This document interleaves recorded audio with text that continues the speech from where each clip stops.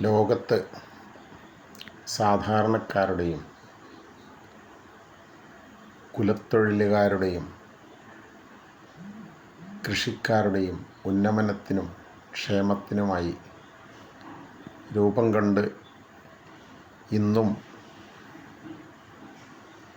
സാധാരണക്കാർക്ക് അത്താണിയായി നിലനിൽക്കുന്ന സഹകരണ പ്രസ്ഥാനം നൂറ്റാണ്ടുകൾ പിന്നിടുമ്പോഴും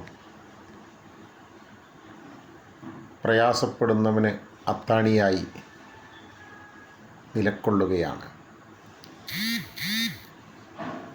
റോബർട്ട് ഓവൻ എന്ന വിശാല കാഴ്ചപ്പാടുള്ള മഹാമനുഷ്യൻ്റെ ശ്രമഫലമായി രൂപം കൊണ്ട സഹകരണ പ്രസ്ഥാനം നമ്മുടെ രാജ്യത്തേക്ക് കടന്നു വരികയും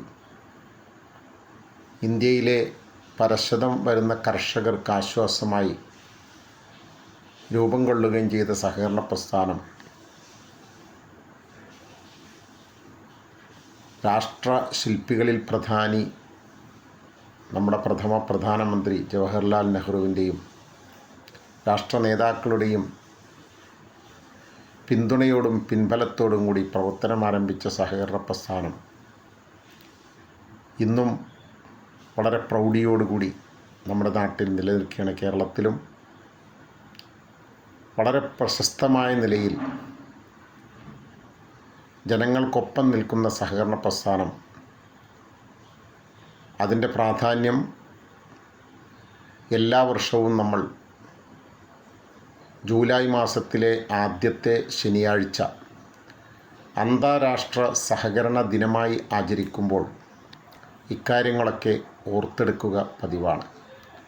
ബാഗ്ബടാനന്ദ സ്വാമികളുടെ ശ്രമഫലമായി ഉയർന്നു വന്ന ഊരാളുങ്കൽ ലേബർ കോൺട്രാക്റ്റ് സൊസൈറ്റി ആണെങ്കിലും അതുപോലെയുള്ള ഐക്യനാണ്യ സംഘങ്ങളാണെങ്കിലുമൊക്കെ ഇന്ന് കേരളത്തിൻ്റെ സാമ്പത്തിക സ്ഥിതിയിൽ വളരെ മെച്ചപ്പെട്ട സേവനം നൽകി വരുന്ന ഒരു പ്രസ്ഥാനമാണ്.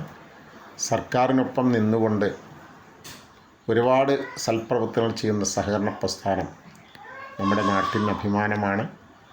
ഈ വർഷത്തെ അന്താരാഷ്ട്ര സഹകരണ ദിനാചരണത്തിൽ കേരളത്തിലെ സഹകരണ മേഖലക്കൊപ്പം അതിൻ്റെ വളർച്ചയ്ക്കും ഉയർച്ചയ്ക്കും സഹകരണ ജീവനക്കാർക്ക് നേതൃത്വം നൽകുന്ന കോഓപ്പറേറ്റീവ് എംപ്ലോയീസ് ഓർഗനൈസേഷൻ്റെ എല്ലാവിധ ആശംസകളും ഇത്തരുണത്തിൽ അറിയിച്ചു കൊള്ളട്ടെ.